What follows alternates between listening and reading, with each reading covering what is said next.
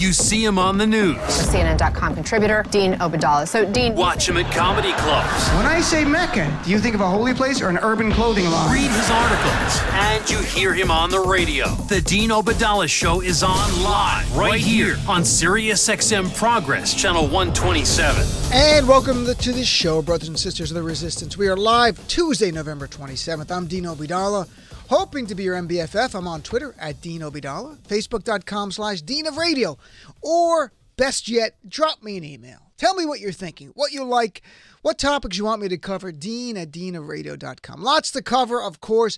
There's breaking news within breaking news within breaking news. This is insane, the world we live in. It's exciting on some level, but it's winding on the other. But first, here's Trevor Noah. We need some humor. Trevor Noah takes on Donald Trump's ridiculous denial of a climate change report by his own administration, 13 federal agencies involved, more than 300 leading climate scientists warning of potentially catastrophic impact of climate change, and Trump denies it. Let's hear clip number one first. Some of you might have been thinking, whatever happened to global warming? Well, on Friday, the U.S. government told us. A new government report says man-made climate change is already wreaking havoc on the U.S. 13 federal agencies warns of more destructive western wildfires, longer heat waves in the southeast, and more powerful Atlantic hurricanes. It says climate change could shrink the U.S. economy by hundreds of billions of dollars by the end of the century. I love how America always thinks about everything in economic terms. Like even when they talk about the end of the world, they say, climate change is going to kill everybody, and that's going to cost us like $1 billion. Some funny joke there. And then he got into Donald Trump actually denying a report drafted by his own administration. Nothing, truth doesn't matter. Truth doesn't matter regarding Jamal Khashoggi. Truth doesn't matter in climate change. Truth doesn't matter to Donald Trump on any issue whatsoever. So why be surprised? But here's clip number two, Trevor Noah. So if the Trump administration said that man-made climate change is happening, then surely the Trump of the administration will finally come on board. But this is what the president said when asked what he thinks of the report. I've seen it, I've read some of it, and it's fine. Yeah, I don't believe it. No, I don't believe it. You don't believe it? You don't? How? Fine? How? How can one man possess all the stupidity of mankind? It's like they edited his genes to give him superhuman stupidity. All the stupidity of mankind. I love that line by Trevor Noah. Funny stuff. So, what happened today? A lot of breaking news.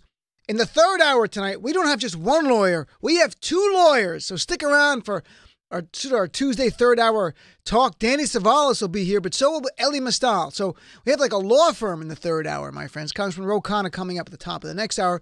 Right now, you're my guest. And there are issues I want to talk about here that are really important. The Mueller investigation seems to be heating up again. We don't talk about it daily because it's been going on for a year and a half almost. But we know something's heating up because Trump is freaking out. And let's not forget, when Trump is freaking out now about Mueller, it's different than in the past because Jeff Sessions, at the time the AG, had recused himself. So he did not know what Robert Mueller was doing. Well, now Sessions is gone, and who's there? Donald Trump's BFF, Matthew Whitaker, who could find out everything Mueller is doing and tell Donald Trump. There's no prohibition that I could see to him telling him what Mueller is doing, unless it would be with the intention of obstructing justice. So Donald Trump today does 3 tweets this morning. By the way, 3 U.S. soldiers killed in Afghanistan last night. And certainly our thoughts go to the families there. Donald Trump tweeted about a lot of things. Didn't take time for even one tweet about the 3 fallen soldiers or extending any courtesy to their family. But he did do a bunch of tweets about Robert Mueller today. Very, very upset about Robert Mueller. Saying the phony witch hunt continues, blah, blah, blah, garbage, garbage, garbage. Going on saying Robert Mueller, they said he was a saint. He's actually the exact opposite. So he's really going after character assassination of Robert Mueller now. So this is kind of a step up. It's not just witch hunt. It's attacking Mueller by name and saying he's not a saint. He's the opposite, saying he's a criminal. He's a bad guy. Then he goes on to say Mueller, he's doing tremendous damage to our criminal justice system. He's only looking at one side, not the other. Because, prosecutors look at, they not only prosecute, they also look at random crimes that have nothing to do with anything. Robert Mueller's charged with one thing here, to investigate the connection between the Trump campaign and Russia. That's what he's charged with. He's not a run-of-the-mill prosecutor. He's a special counsel. And then he goes on to say, witch hunt, witch hunt, witch hunt. So much stupidity. He even brings up Hillary Clinton. The Clinton Foundation. I'm not going to read the whole thing. The main thing is, the takeaway is, Trump is beginning to freak. And I have to be honest, when I turn on Twitter and I see Trump is freaking out in the morning, it brings me joy. You know, the Trump's panic tweets to me smell like victory. They just make me happy. I just like that he's freaking out. Clearly, it's not a witch hunt. I mean, right now, as we sit here, George Papadopoulos, a former Trump aide, is in prison. He'll be there for another 12 days. Michael Flynn pled guilty. Paul Manafort, campaign manager, about to go to prison. Rick Gates, deputy campaign manager, pled guilty. Look, there are so many criminals in the Trump administration that Air Force One should be renamed Con Air. That's how criminal it is. And we're about to get a report. Here's Judge Napolitano, who I've increasingly play because he's not a liberal commentator. He's actually a center guy who talks about the law in a very honest way. And here he is laying out exactly what he expects from the Mueller report. And I think it's really insightful. Let's hear clip number 3. It would suggest to me that the Mueller team is ready to give us a roadmap, and we may get the roadmap between Russian agents and the Trump campaign. We may get the roadmap in this hearing to determine whether or not he lied. What do you mean by a roadmap? What Like evidence? what he's about to do? Well, no, what evidence they have found showing a connection. We already know of 87 communications between the campaign and Russian agents. If there is a roadmap, it would show what agreements were made between members of the campaign and, if any, and Russian agents. But the first question you asked me about where the report would go, Bob Mueller can speak through means other than the report by filing documents in a court. There could be sealed indictments already. Yes, it wouldn't surprise me if there are, meaning the grand jury has indicted, but grand jurors are sworn to secrecy, and the document is not yet made public. There you have Judge Napolitano on Fox News talking about there are 87 contacts, folks, 87 between the Trump campaign and Russian agents during the 2016 presidential campaign. That's not me saying it. It's not Rachel Maddow saying it. That's Judge Napolitano saying it on Fox News. And he goes, and Mueller is going to connect the dots and give us a roadmap about if they conspire together. So the question I have for everyone here, and I'm going to get into it here, is should the Democrats make a deal with the Republicans in the Senate to protect Robert Mueller? Because that's the big debate today. And even if that agreement means Democrats have to go along with the GOP on a few judges. And that's a hard question because today John Cornyn, who is the second ranking man in the Senate, Republican, said several times that there's going to be a vote on a bill to protect Robert Mueller. Why this incentive to do that? Because Jeff Flake, who's retiring, has said he will not support any any nomination for a judge that Trump puts up unless they have a vote on protecting Mueller. And you might be like, well, it's a 51-49 split in the Senate right now. They can deal with just losing one vote. The reality is they can't because Jeff Flake is on the Senate Judiciary Committee. It's 11-10 majority. So he doesn't vote for someone. It's 10-10. If he votes against it, it's 10-11. They're not recommended out of committee. So they are so desperate to get some judges confirmed, they're going to bring this to a vote. And to remind everybody, in April, the Senate Judiciary Committee voted through bipartisan legislation to protect Robert Mueller by a vote of 14-7. Mitch McConnell, though, has refused to bring that bill up to a vote. But now it seems there's more momentum in the Senate, and Jeff Flake has done that. And we bemoan Jeff Flake all the time, but this time he's actually done something that might impact policy. Now, what would this law do? The law that they passed in the Judiciary Committee, it would ensure that Robert Mueller, or any special counsels, not just to protect Robert Mueller, it's special counsels going forward. They can only be fired for good cause, and it allows judicial review of the firing of the special counsel. It also would only allow Senate-confirmed officials to fire the special counsel. It's interesting they wrote that in April, because only allowing Senate-confirmed people to fire the special counsel, Robert Mueller, means Matthew Whitaker, Trump's provisional acting AG, would not have the legal authority to fire Robert Mueller. This would be the ultimate insulation of Robert Mueller right now. Now, even if it comes for a vote on the Senate floor, It's unclear if there's enough votes to pass it, but many Republicans have said yes, they would. Chuck Grassley said it, a few other, Tom Tillis from North Carolina and others, because they're looking at the long game. Because one day there'll be a Democratic president and there'll be a special counsel there. And they know maybe that president will try to fire it, the special counsel. So they're trying to actually protect it. Now, I'm not sure where it would go in the House. We have to wait till January. It's a new Congress. They'll have to pass it again in the Senate. But the question is, should the Democrats play ball with the Republicans on a few judicial nominees to get this passed? Because that's what they're going to ask for. It's completely clear that's what they're going to ask for. And it made me look at some of the judicial nominees that Donald Trump has on board. One particular we'll talk about in a second, who should be getting more press because his history is horrible and that they're trying to rush him through in the Senate right now. But let me give you an overall look at the judicial picks of Donald Trump and what they look like. I have to be honest, overall, Donald Trump's picks for the federal judiciary look like a MAGA rally. And what do I mean by that? White men. White men in numbers I've never seen in the modern day for any position. It's like the 1950s all over with this Trump administration. I'll give you the numbers. He has nominated 48 people, Trump, to the appellate courts. That's the Circuit Court of Appeal. 48. How many do you think are black or Latino out of the 48? Did you guess zero? Because that's the right number. Zero. Zero. Out of 48, zero people who are not white. How many men? Out of 48, 39. 39 white men out of 48 slots, the rest being white women. Out of all the federal judges, not just appellate, talking district court judges as well, the trial judges, and everything, bankruptcy court, all the federal judges.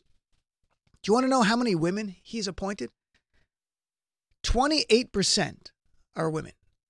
In contrast, Barack Obama, 42% were women. Want to guess what percentage are Latino or black overall of all Donald Trump's pick to the federal judiciary? I'll give you a little benchmark first. Obama, 36% of his choices, 36% were black or Latino. Where's Trump? 10%. 10%. Even George W. Bush was at 18%, and that was a different time. 10%. Donald Trump truly believes that white men are the superior being in this country, and his picks to the courts show that. When you have 48 people at the appellate court and not one is black and not one is brown, that's a conscious decision. That's like having a neighborhood that's all white and you have really qualified people who've got all the money, they can get a mortgage and everything, who are black or brown. And for some reason, they never get to move in the neighborhood. There's a point in time where it's no longer happenstance, it's no longer fortuitous, it's discrimination. And that's what's going on with the Trump administration. So this is what you have. Should the Democrats make a deal to support Robert Mueller if they're called on to support a few nominees who are going to be white men? All white men. That's nothing against white men. But when everyone's a white man, there's something wrong in a country now that's increasingly brown. And here is one nominee that I wish the media would talk about a little bit more.